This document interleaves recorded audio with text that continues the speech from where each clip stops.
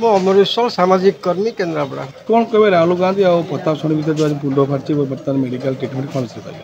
ଦେଖନ୍ତୁ ବିଶ୍ୱର ସର୍ବବୃହତ ଗଣତନ୍ତ୍ର ହେଉଛି ଭାରତବର୍ଷ। ଆଉ ସେଇ ଗଣତନ୍ତ୍ର ପର୍ବର ଯିଏକି ମନ୍ଦିର ଆମର ପାର୍ଲାମେଣ୍ଟ ବା ସଂସଦ, ସେଠି କିଛି ବିକୃତ ମସ୍ତିଷ୍କ ଉଦ୍ଭ୍ରାନ୍ତ ଲୋକଙ୍କର ଅବାଧ ପ୍ରବେଶ ରହିଛି।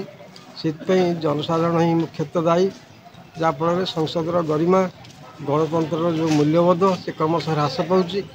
ପ୍ରତାପ ଷଡଙ୍ଗୀ ଭଳି ଜଣେ ଦିଗ୍ଗ ଏବଂ ଦକ୍ଷ ସାଂସଦଙ୍କୁ ରାହୁଲ ଗାନ୍ଧୀ ଯେଭଳି ଗୋଟେ ଦୁର୍ବ୍ୟବହାର କରିଛନ୍ତି ତାହା ଅତି ନିନ୍ଦନୀୟ। କେବଳ ପ୍ରତାପ ଷଡଙ୍ଗୀ କ୍ଷେତ୍ରରେ ନୁହେଁ, ପ୍ରାୟତଃ ଗତ କିଛି ବର୍ଷ ହେଲା ବିରୋଧୀମାନେ ସମସ୍ତ ସୀମା ଲଙ୍ଘନ କରି ଏ ସଂସଦର ଗରିମାକୁ କ୍ଷୁର୍ଣ୍ଣ କରୁଛନ୍ତି। କେବଳ ସଂସଦର ଗରିମା ନୁହେଁ, ଦେଶ ପ୍ରତି ମଧ୍ୟ ସେମାନେ ଗୋଟେ ଦେଶ ବିରୋଧୀ କାର୍ଯ୍ୟ କରିବାରେ ସେମାନଙ୍କର ପ୍ରଚ୍ଛନ୍ନ ହାତ ଅଛି। ମୁଁ ନିବେଦନ କରିବି ମୁଖ୍ୟ ନିର୍ବାଚନ କମିଶନର ସେମାନେ ଏଇ ଯେଉଁ ସଂସଦମାନଙ୍କର ବ୍ୟବହାରକୁ ନିଶ୍ଚିତ ଭାବରେ ନିୟନ୍ତ୍ରିତ କରିବେ ଏବଂ ଭାରତର ଯେଉଁ ଗଣତାନ୍ତ୍ରିକ ମୂଲ୍ୟବୋଧ ଅଛି ତାକୁ ବଜାୟ ରଖିବା କ୍ଷେତ୍ରରେ ଆମର ନିର୍ବାଚନ କମିଶନଙ୍କର ଗୋଟେ ପ୍ରମୁଖ ଭୂମିକା ରହିବ।